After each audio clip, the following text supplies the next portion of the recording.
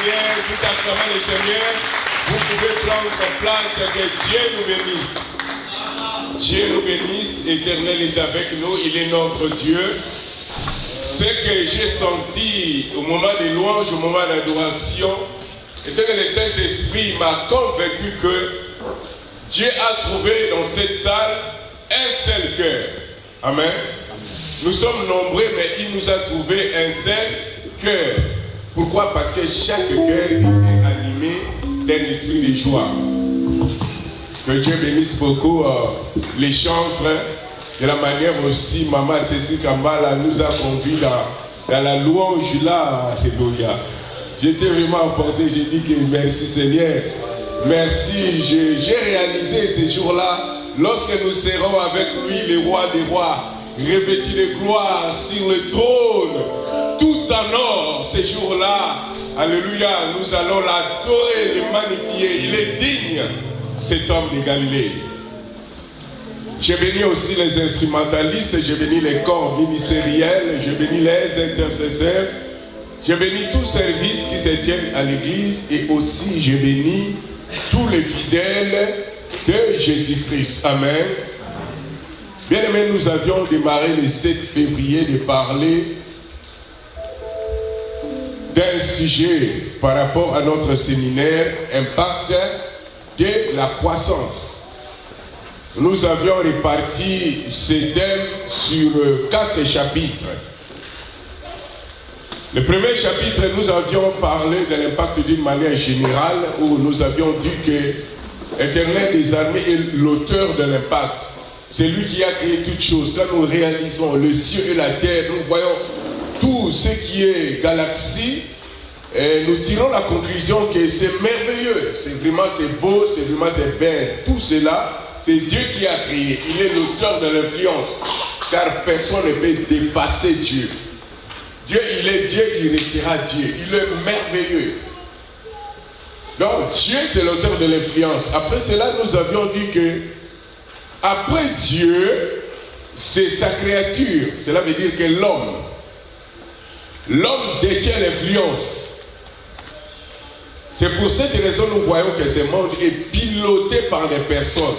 Vous savez, des personnes puissantes, des personnes riches, des personnes qui savent mieux parler, des personnes qui mieux discuter. Donc, cela veut dire que l'homme est l'auteur de l'influence et de l'impact.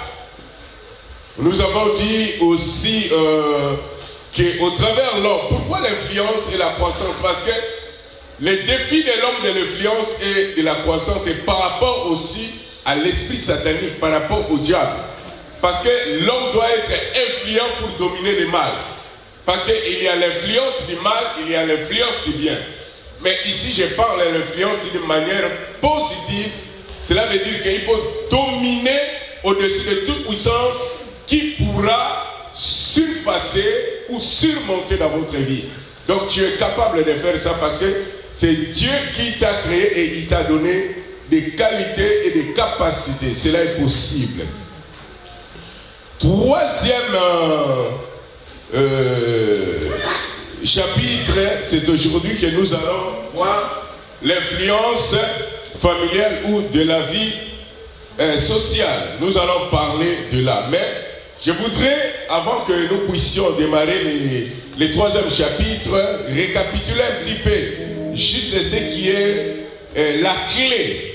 Parce que quand nous allons parler, ou bien de troisième, également le quatrième, mais ce qui est le deuxième chapitre, c'est très important. C'est ça, ce qui va faire en sorte d'ouvrir ta vie, de comprendre vraiment ta vie. Parce que si tu passes le chapitre de l'influence individuelle, bien aimé, quand nous allons parler de l'influence familiale, même l'influence de l'église, donc tu ne pourras pas te retrouver. Je reviens un peu. La deuxième influence, ce qui est très important, mais Dieu m'a mis à cœur un jour, nous allons développer ça comme un séminaire sur le thème le travail du Saint-Esprit. Travail du Saint-Esprit dans l'âme.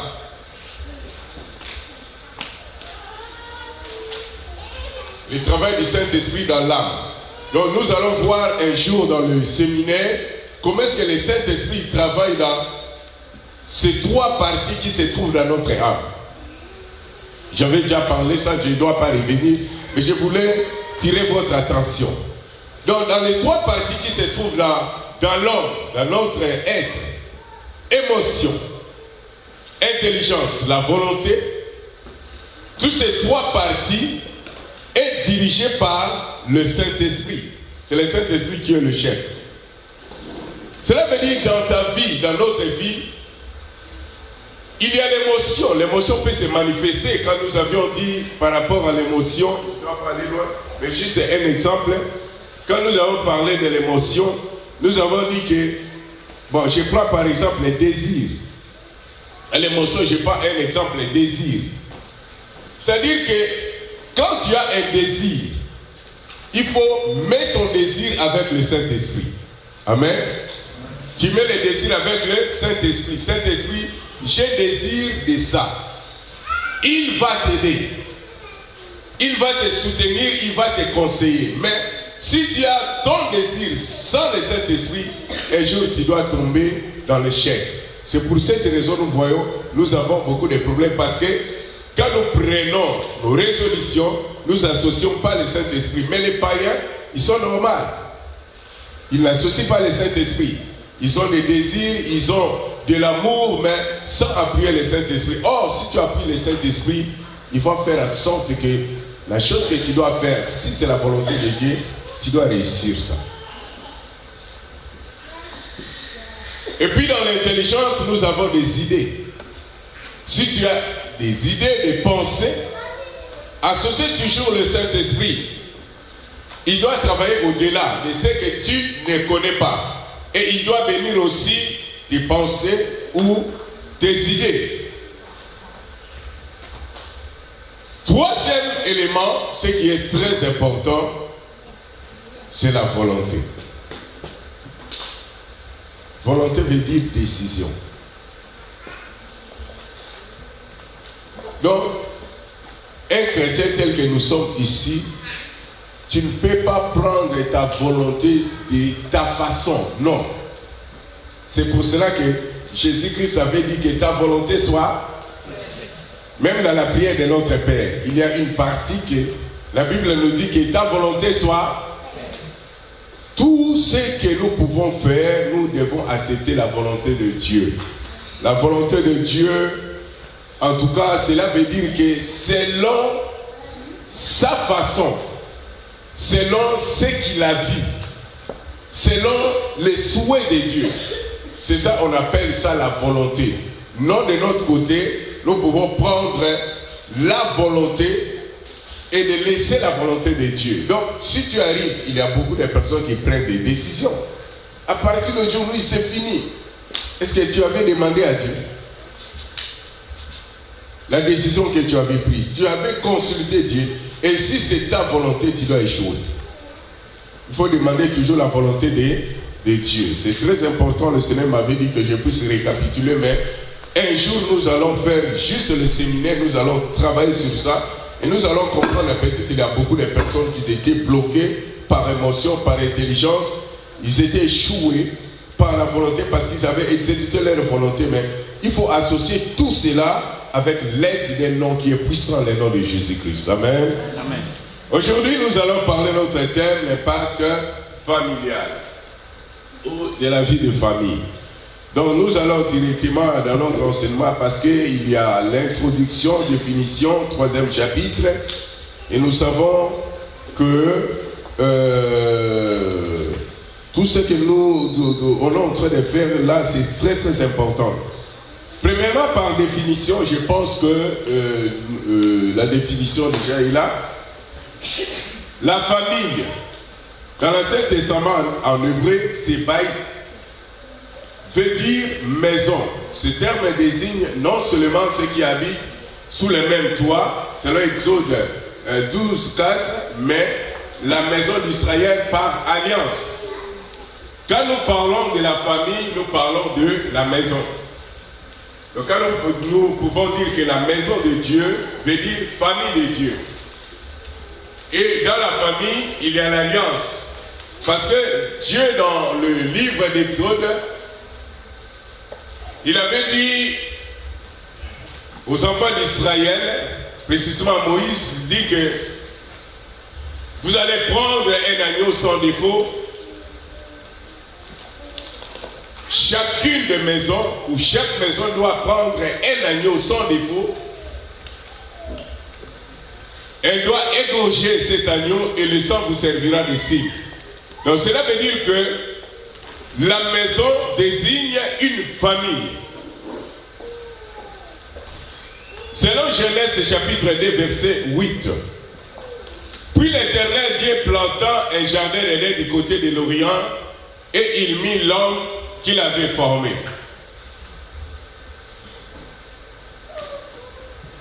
La famille est constituée par le mariage, personne de même sang, ou par alliance, notez bien, les sangs, c'est-à-dire l'appartenance à la famille, augmenter la solidarité entre les personnes. Je reviens, Genèse chapitre 2, verset 8. Bien-aimé, Dieu, quand il a créé l'homme, Dieu plaça l'homme dans le jardin d'Éden. Dans un jardin qui était merveilleux. Dans un lieu que tout a été. Un lieu de paix. Cela veut dire que dans nos familles, dans nos maisons, doit être des maisons de paix. On parle de l'influence. Alléluia. On parle de l'influence et la croissance. Le Saint-Esprit est avec nous. Donc nos familles doivent être des familles de paix. Des maisons de paix. Parce que Jardin d'Éden, c'est un lieu merveilleux. C'est un lieu que Dieu lui-même a préparé. Et il a pris ses créatures de le mettre dans le jardin d'Éden, dans le meilleur, dans les délices.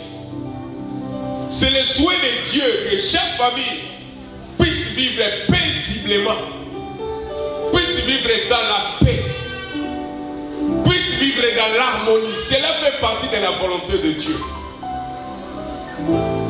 Mais si nous voyons dans nos familles qu'il n'y a pas la paix, il n'y a pas l'harmonie, nous devons saisir, c'est l'ennemi. C'est la puissance de l'ennemi. Mais selon Dieu, il place ça dans les jardins. Nous allons progresser. Pourquoi la famille? On nous dit la famille est constituée par le mariage. Cela veut dire que alliance. Alliance. Je bénis Dieu parce que il y a un couple hier. Il avait passé le mariage au niveau de mairie. Donc, gloire au Seigneur, nous allons les présenter après la prédication. Amen. Amen. Sont des signes. Parce que dans ce monde, bien aimé, il y a 3 principes que nous devons veiller à cela.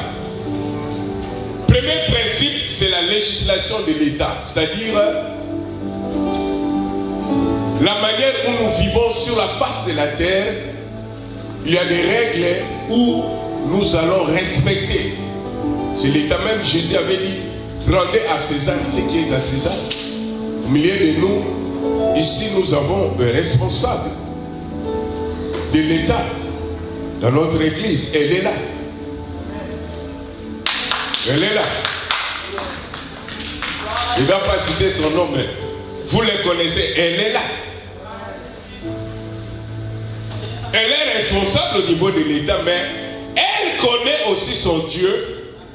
L'autorité de son Dieu, elle vient à l'église. Ce sont des principes à respecter. Si nous ne respectons pas l'État, il va nous apprendre. Deuxième principe, c'est la tradition ou coutume. Chaque famille a sa coutume, a sa manière.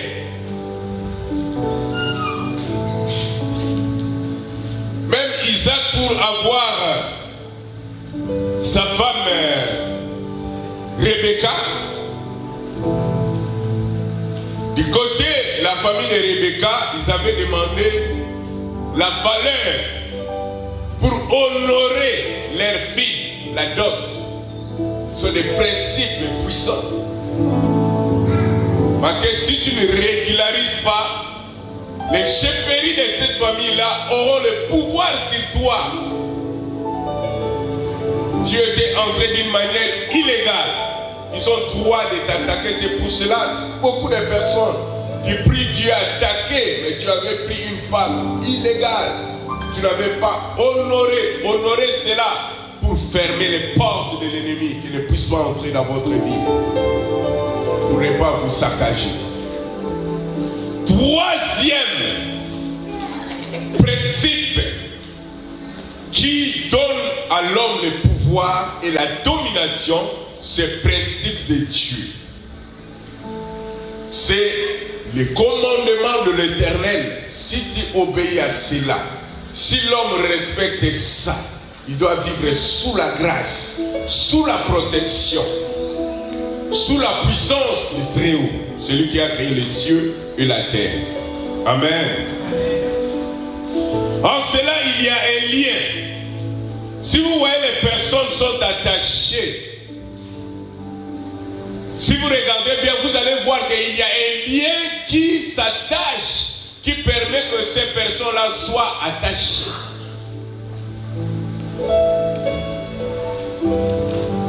Ces liens étaient forcés par observation commune des coutumes et de la loi. Colossiens chapitre 3, versets 18 à 25. Selon Colossiens 3, 25. J'ai pris juste 3 mots. Soumission. Quand vous attendez soumission, par exemple, femmes, soumettez-vous à vos maris. Ce n'est pas l'esclavagisme. Nous parlons de la famille. Ce n'est pas l'esclavagisme. La soumission dans les mariages, ça veut dire que juste c'est le respect. Un respect profond, obéissance. Comme Sarah disait à Abraham, mon Seigneur, cela fait partie du respect. Et puis, vice versa, le mari doit aimer. Amour supporte tout. Dans l'amour, il y a l'esprit d'entraide. Manifester cet esprit d'aimer ta femme. Manifester cet esprit quand il voit de voir, elle est débordée au niveau des tâches ménagères. Tu peux aussi l'épauler. Parce que lorsqu'elle va souffrir, ce sera aussi ta souffrance. Il faut que cette tendresse soit réciproque, que chacune ne sente pas qu'il est déséquilibré.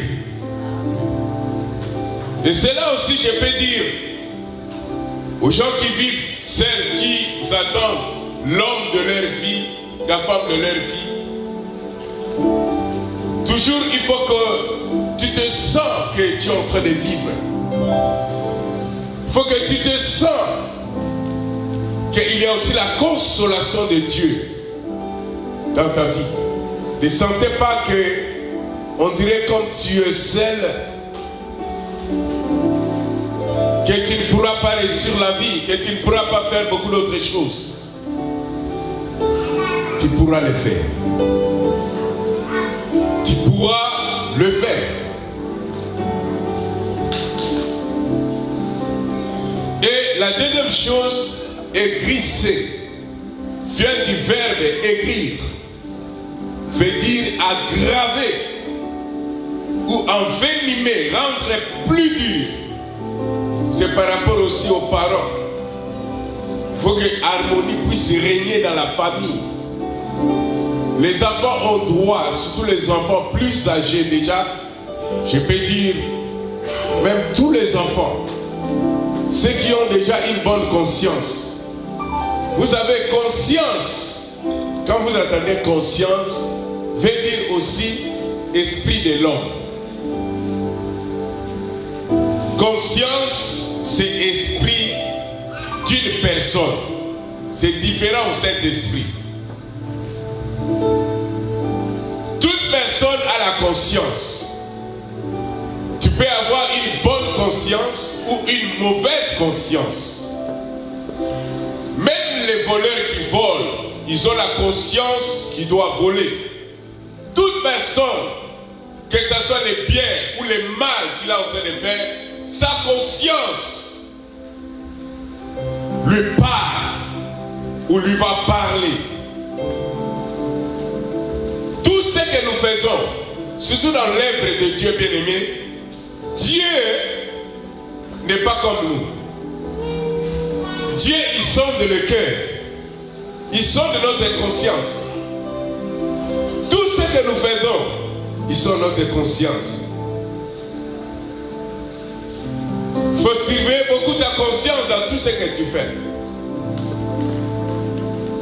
Alors, le parent, vous savez, ici, dans les pays où nous habitons, à l'Occident, quand nous regardons au niveau des médias, au niveau des plateformes YouTube, WhatsApp et tout ce que vous voulez, il y a beaucoup de choses qui se passent.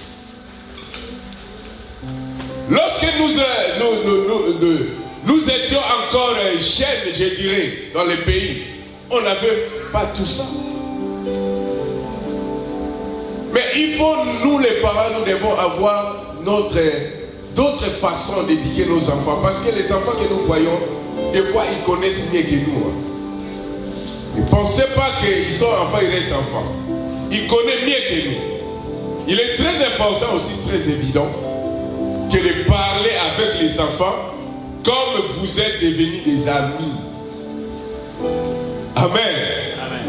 Comme vous êtes devenus les amis. Et moi, je prends comme ça. Je parle à mes enfants comme nous sommes devenus des amis. Ça, on le fait. Ça, on ne fait pas de cette manière, mais de cette façon, de cette façon, de cette façon.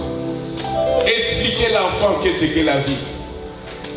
Expliquez l'enfant les dangers de la vie.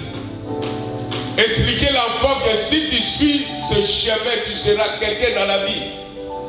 Expliquez-lui les principes de la vie. Il ne faut pas laisser l'enfant dans l'embarras. Sinon, un jour, tu seras surpris. Pourquoi? Parce que tu imaginais que, oui, l'enfant doit faire de son gré. Tandis que tu es là, tu es parent.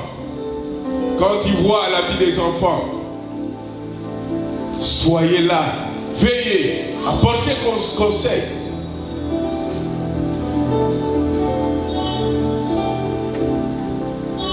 Hier, il y a une soeur qui était passée à la maison. Elle parlait avec Maman Marie. Alors, Maman Marie avait dit que moi, si je vois même Béni Christine fait petite bêtise, je la tape. Elle a regardé Maman Marie, elle dit oui, je la corrige. Parce que j'ai en train de préparer son caractère. Et si tu laisses, parce que tu pries, même la Bible nous dit les fouets derrière les dos d'un insensé. Celui qui n'écoute pas. Nous devons corriger nos enfants parce que c'est par là que nous allons former une famille posée, une famille éduquée. Nous allons voir ça après. Il y a aussi d'autres familles. Non, n'en parlons pas, mais évitez ça tant que les chrétiens. Nous devons faire l'effort.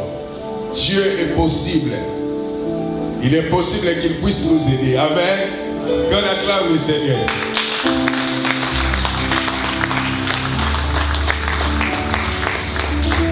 Il ne faut pas être méchant de crier, mais apporter les conseils, corriger. Un jour, ça doit lui faire du bien. Irriter, c'est mettre en colère.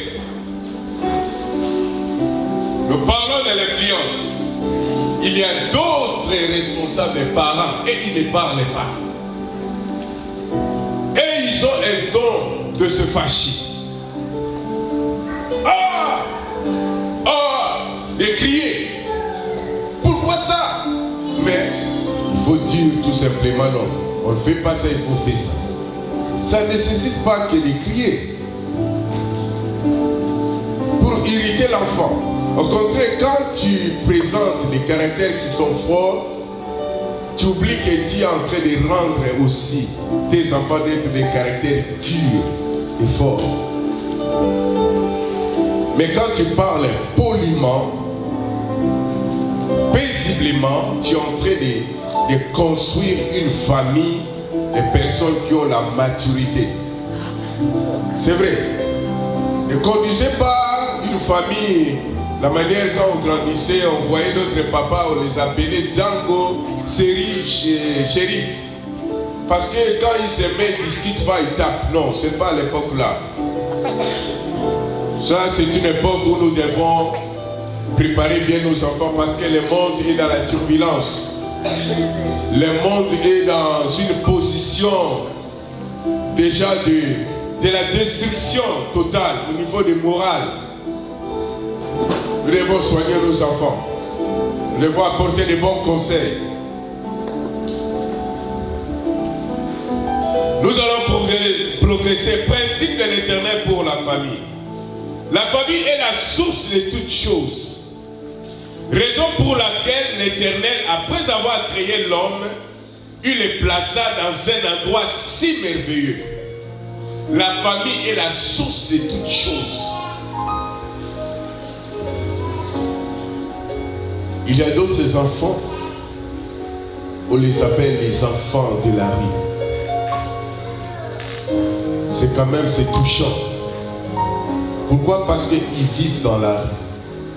Quelque part, ils ont perdu une vie de famille, une vie de maison.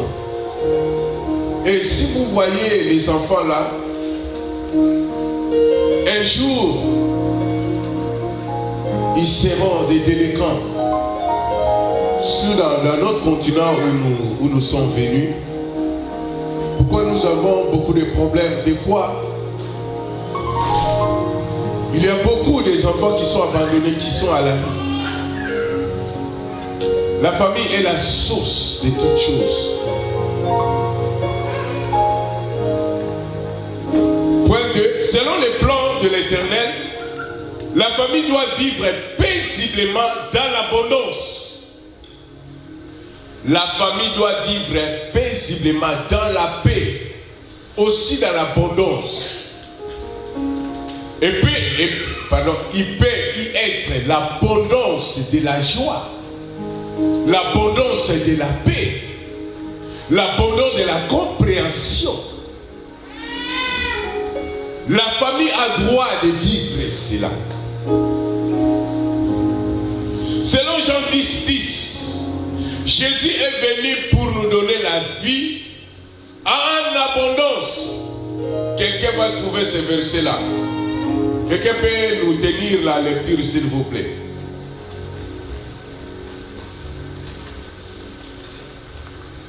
Vous avez trouvé? Qui a trouvé?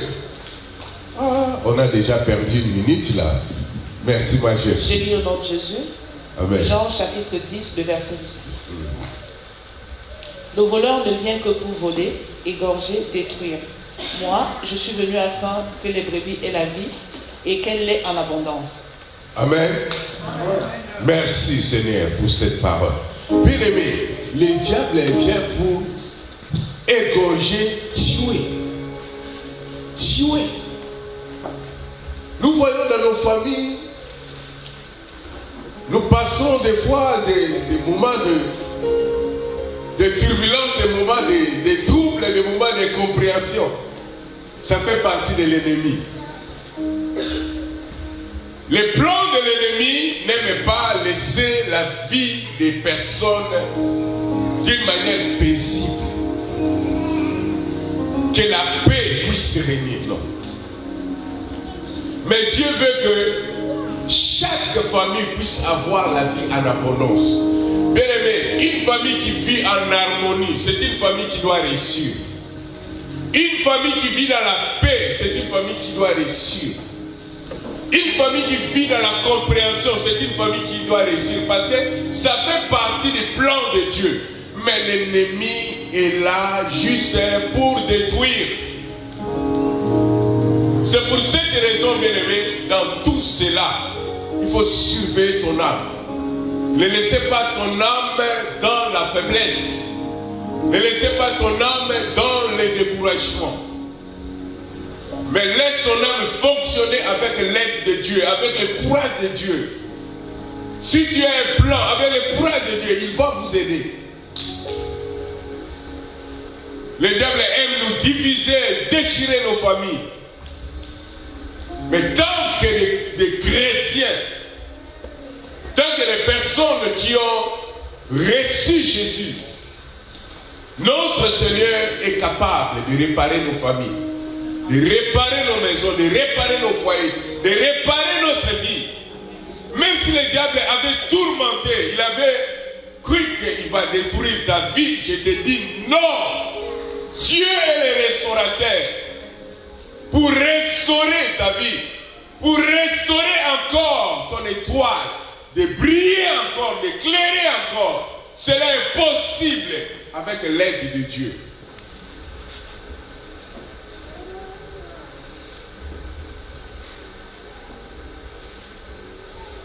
La famille doit cultiver l'éducation. Là, c'est très important. Genèse chapitre 2, verset 15. L'Éternel prit l'homme et le plaça dans les jardins d'Éden pour le cultiver et les garder. Amen. Amen. Les cultiver. Ce verbe est cultiver. Mais dans le sens d'autres étymologies des mots plus loin, c'est pour l'éduquer et le garder. C'est pour cela l'homme ne peut jamais s'éloigner de Dieu. Dieu avait dit l'homme doit rester avec lui. Âme ne meurt jamais. C'est le corps qui entre dans la poussière, mais âme ne meurt jamais. Âme monte vers le Créateur parce que c'est le souffle du Très-Haut. Éducation dans la famille, c'est très important. Je vous l'ai dit, nous tous, nous avons besoin de l'éducation. Nous devons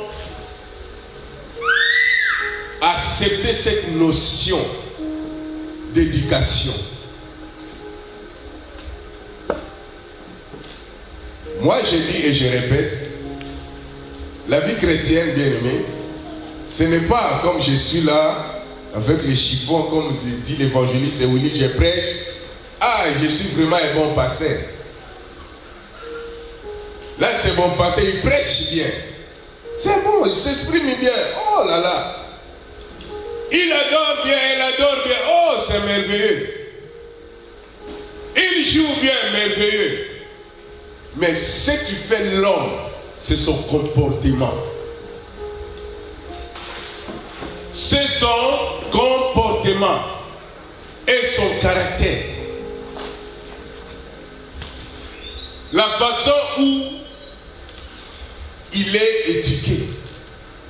C'est l'éducation qui présente une personne qu'on peut compter à la société. L'éducation, c'est un niveau élevé de la maturité. Les personnes pareilles peuvent réussir dans la vie. Imaginez-vous que vous êtes un responsable d'une entreprise, mais tu n'as pas l'éducation. On peut détruire ton entreprise. Parce que tu n'as pas de caractère absolu. Et je vous l'ai dit, Dieu a beaucoup de choses pour nous confier. Nous devons travailler notre éducation. Un jour, j'ai dit à maman, excusez-moi, je suis aussi africain. Pardon?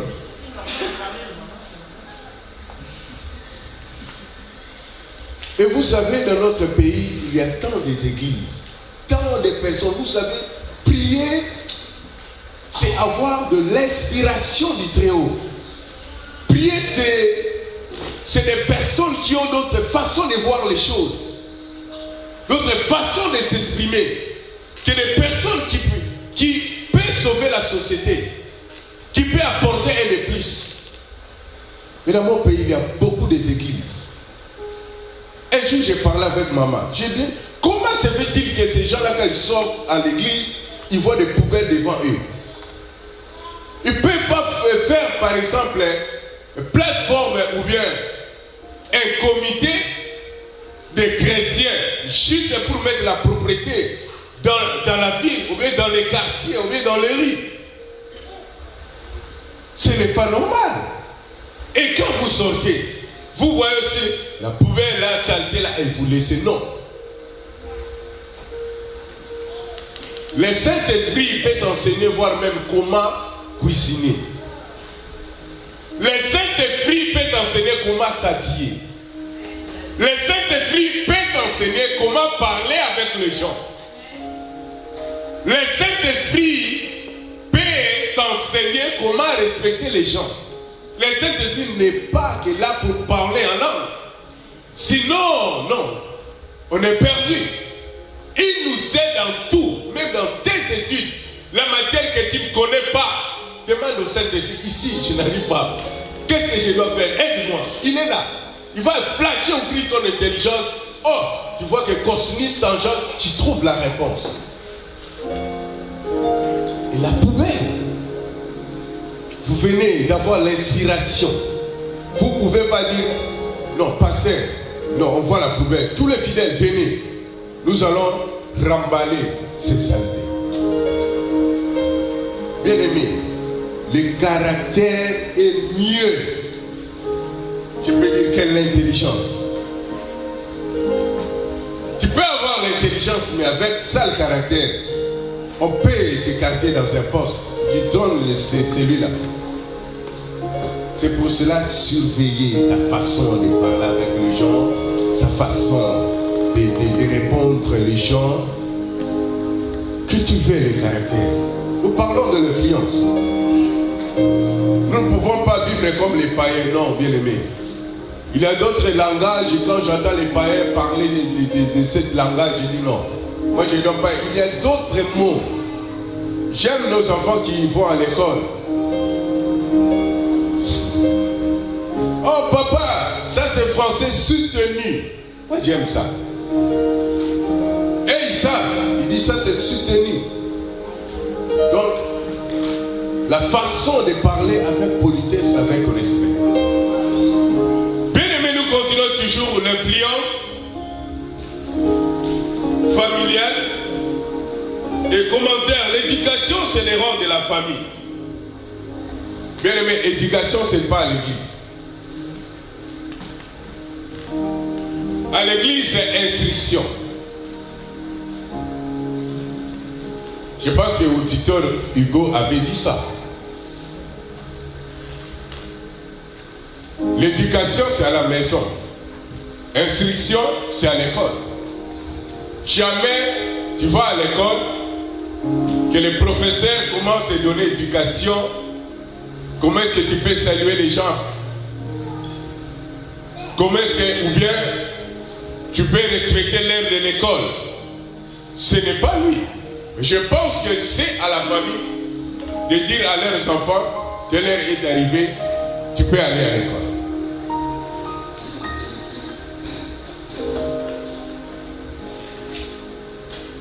L'éducation, c'est la famille. La famille, nous avons un grand travail tant que les parents d'éduquer nos enfants. Et prier pour eux. Il y a même des parents. Jamais ils ont une initiative peut-être de gêner pour leurs enfants. Vous savez aussi les diables les combats des enfants. Combat. Donc les parents, il y a les soucis là. Même si tu vois tes enfants, ils passent des moments terribles sans l'ennemi. Mais prie. Cite les noms. Dieu, c'est toi qui m'as donné les enfants. Père, j'ai pris que ton sang purifie mes enfants. Que ton sang, Seigneur, puisse combattre à l'avenir de mes enfants. Priez. donner l'éducation. C'est très important. Et l'enseignement, c'est à l'école, à l'église. Comme là, nous écoutons aussi l'enseignement. Nous allons progresser. La réussite d'une famille est caractérisée par leur façon de vivre. La réussite dans la famille est caractérisée, c'est-à-dire qu'il y a le caractère qui fera en sorte de voir comment est-ce que est votre façon de vivre. Je peux dire ça. Vous devez vivre dans l'harmonie qui sera manifestée par les comportements. C'est ce que j'ai dit à Timothée 5:8. Si quelqu'un n'a pas soin des siens et principalement de sa famille, il a régné la foi, il est pire qu'un infidèle. Et je sais que aussi, je voudrais rajouter, il y a d'autres personnes bien aimées dans la famille, que même si vous êtes nés même père, même mère, ce ne sont pas des personnes que tu pourras les aider.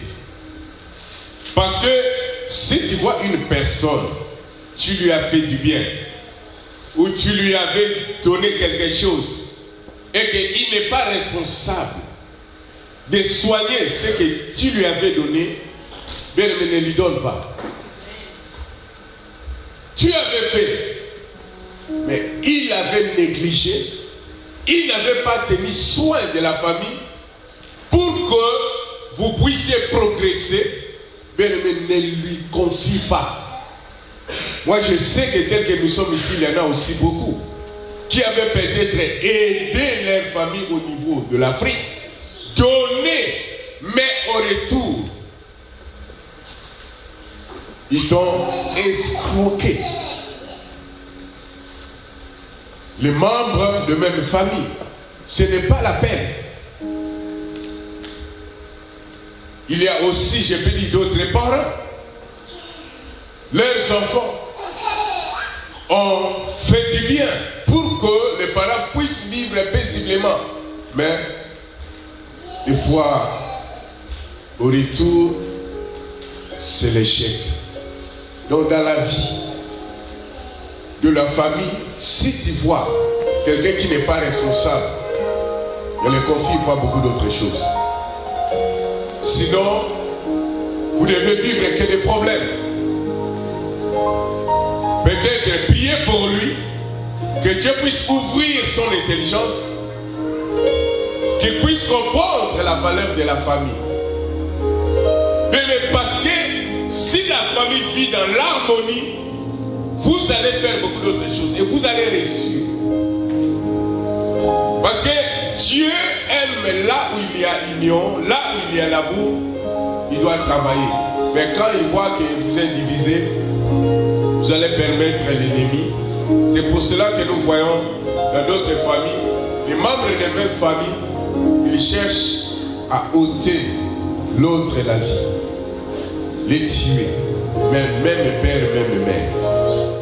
Le français nous dit l'erreur est humaine. Mon frère peut commettre une erreur, et vice-versa.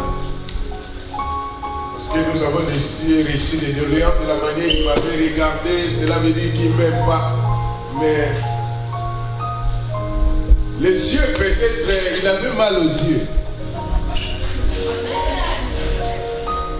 Mais toi, tu as déjà préjugé qu'il ne t'aime pas. Non. Reste à l'identité où tu as. Tu as l'amour de Dieu, tu as la paix de Dieu. Garde l'amour, garde la paix. Même si là, regardez, ça ne doit pas changer le dessein que Dieu avait préparé dans ta vie. Ça ne doit pas changer ton nom. Restons dans l'éducation absolue. En cela, nous pouvons gagner beaucoup de gens. Vous savez, l'éducation dans l'église, un chrétien ne parle pas beaucoup, mais il prie beaucoup. Un chrétien parle peu, mais il prie beaucoup. Dieu cherche des parleurs dans la prière. Il ne trouve pas des parleurs. 10 minutes, tu es fatigué, mais pour citer les infos des autres, 1 heure du temps au téléphone. C'est pas toi qui détruis l'église.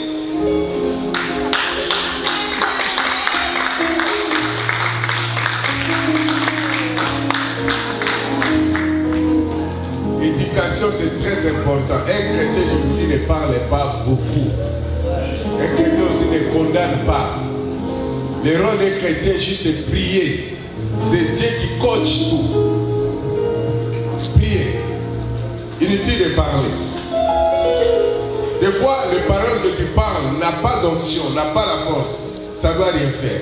Mais quand tu pries, ça doit faire quelque chose. Et ne critiquez pas. Sinon, toi, on va te critiquer encore. Ne mesurez pas. Sinon, on doit te mesurer à la mesure dont tu es en train de mesurer les autres.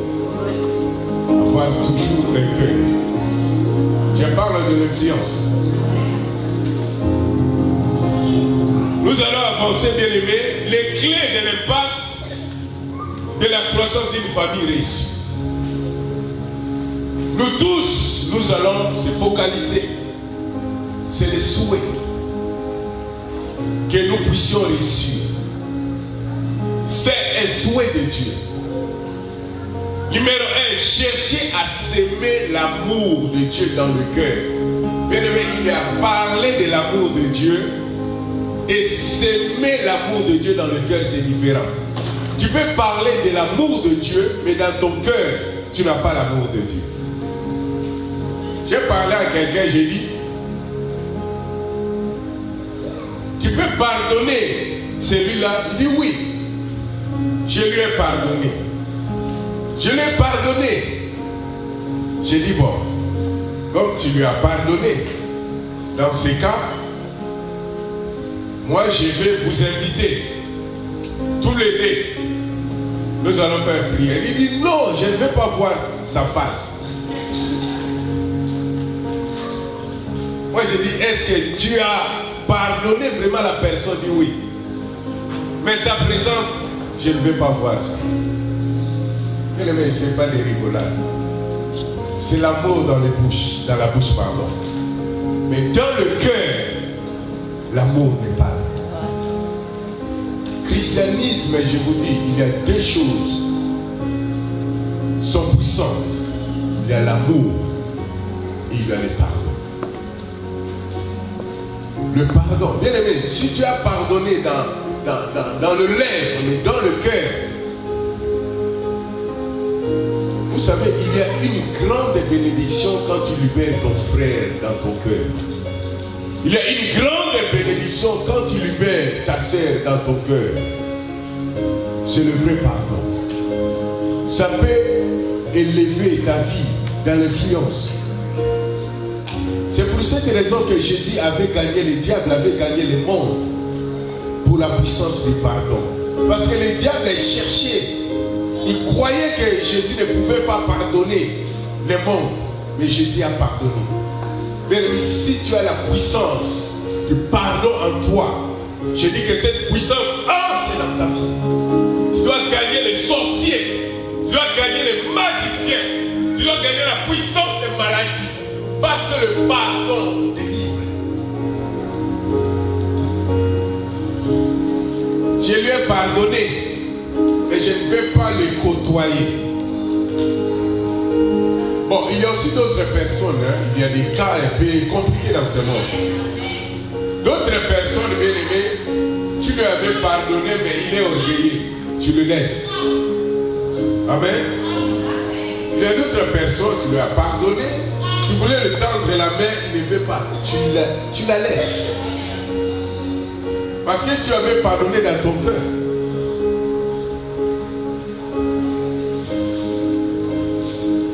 Tu avais pardonné, ne t'inquiète pas. Il y a d'autres personnes, peut-être qu'il t'avait fait le mal, il est décédé, on n'avait pas souhaité cela, mais il est parti. Mais dans ton cœur, tu avais pardonné la personne, ne t'inquiète pas. Dieu sonde le cœur et le rein. Il connaît.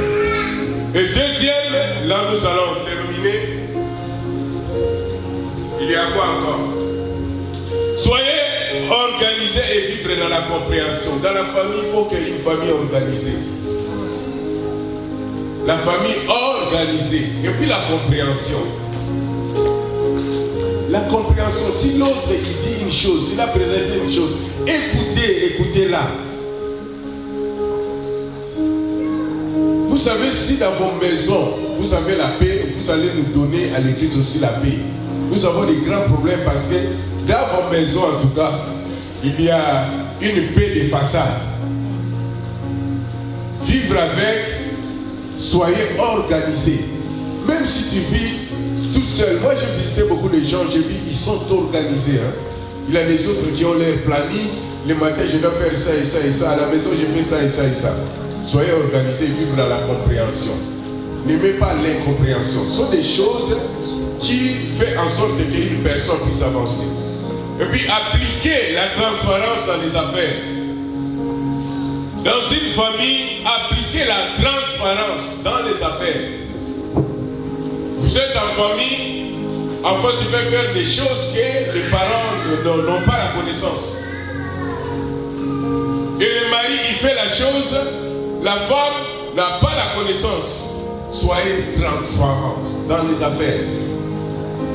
C'est vrai, ça fait partie des personnes qui souhaitent d'être des grandes personnes. Les personnes influentes, c'est la transparence.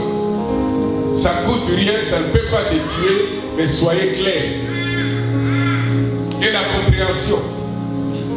Ne restez pas inherbitant dans l'incompréhension. Si la personne ne comprend pas, donne-lui raison. Laisse-la un peu. Et un jour, elle comprendra. Parce que le monde nous éduque. Si aujourd'hui tu n'as pas compris, le lendemain tu dois comprendre. Il y a quoi encore? Il y a l'esprit de la cupidité, l'esprit d'argent. Il y a beaucoup de familles qui sont détruites à cause de ça. Il ne faut pas avoir l'esprit de la cupidité. Tu as besoin de gagner toujours plus. Contentez-vous de votre solde, parce que Dieu ne te laissera pas, ne t'abandonnera pas. Avoir l'esprit du pardon, c'est ce que j'ai parlé déjà. Sixième point, avoir l'esprit et le souhait. La réussite de la famille. Avoir l'esprit et le souhait, la réussite de la famille. Tu peux prier que ma famille puisse avoir la réussite. C'est possible. C'est possible. Ici nous voyons. Et les sept, confiez-vous et comptez toujours à l'Éternel, il agira. Confiez-vous toujours et comptez à l'Éternel, il agira. Ne vous découragez pas. Exemple de Josué. Là aussi nous allons prier.